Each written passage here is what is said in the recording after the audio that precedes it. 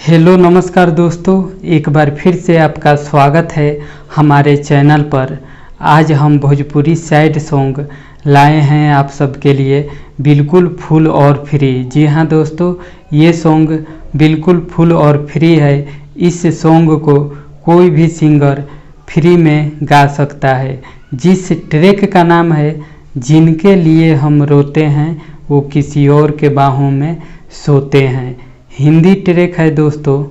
तो इस गाने को सुनने से पहले मुझे आपसे एक छोटी सी रिक्वेस्ट है दोस्तों कि अगर आप हमारे चैनल पर नया हैं तो चैनल को सब्सक्राइब कर लीजिएगा और बगल में बेल आइकन की घंटी भी दबा लीजिएगा हर रोज़ मेरा वीडियो सबसे पहले देखने के लिए। तो चलिए दोस्तों, देरी ना करते हुए आज का भोजपुरी सैड सॉन्ग को देखा जाए और सुना जाए कैसा है। तो चलिए वीडियो स्टार्ट करते हैं। हम जेकरा ला रोई बारे बारे हो, केहू और से करेली उ त प्यारे हो। हम जेकरा ला रोई बारे बारे हो, केहू और से करेली उ त प्यारे हो। जियल भइल बाटे अब पहाड़े हो, जाने बाड़ी न अब त हमारे हो। हम जेकरा ला रोई बारे बारे हो, केहू और से करेली उ त प्यारे हो।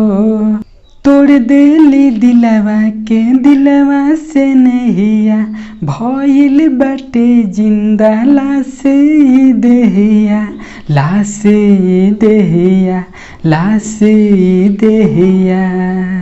छुड़ा देली कर जवा में मारे हो, जिंदगी लागेला अब त बेकार हो। हम जेकरा ला रोई बारे बारे हो, केहू और से करेली उ त प्यारे हो। हम जेकरा ला रोई बारे बारे हो, केहू और से करेली उ त प्यारे हो। होई है बितावत रात दोसरा के बहिया में, होई है बितावत रात दोसरा के बहिया में। हमारा के छोड़ गईली बीच रहिया में, बीच रहिया में, बीच रहिया में। का रहली का अब हो गईली, सोची बथेला हमार का पार हो।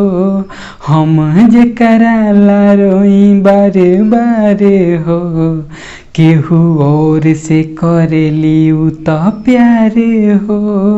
हम जेकरा ला रोई बारे बारे हो, केहू और से करेली उ त प्यारे हो।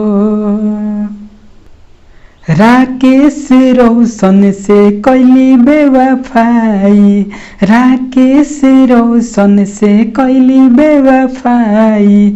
दूसरा से दिलवा लिहली लगाई, लिहली लगाई, लिहली लगाई।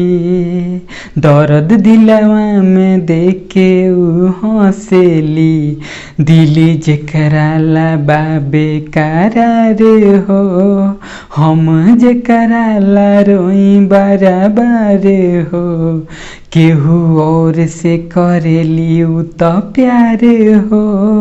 हम जेकरा ला रोई बारे बारे हो, केहू और से करेली उ त प्यारे हो। तो कैसा लगा दोस्तों मेरा वीडियो, आप सब कमेंट करके ज़रूर बताइएगा। मिलते हैं अगले वीडियो में नए हिट गीत के साथ। तब तक के लिए नमस्कार, बाय बाय दोस्त।